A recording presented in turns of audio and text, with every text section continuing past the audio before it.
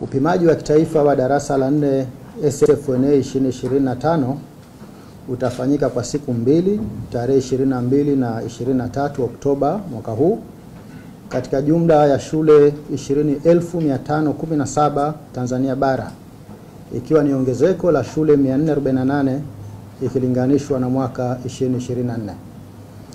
Katika upimaji huu, jumla ya wanafunzi 1,582,140 wamesajiliwa, ambapo wavulana ni 764,290 sawa na 48%, na wasichana ni 817,850 sawa na 52%.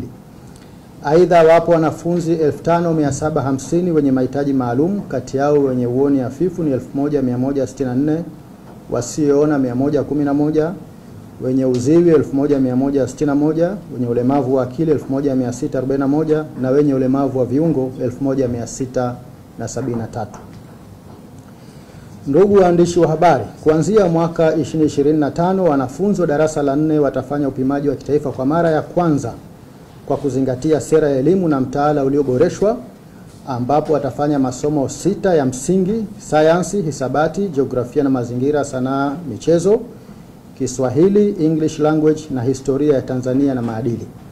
Aidha, kutakuwa na masomo chaguzi matatu: lugha ya Kifaransa, lugha ya Kiarabu na lugha ya Kichina, ambapo mwanafunzi ana fursa ya kufanya somo moja tu.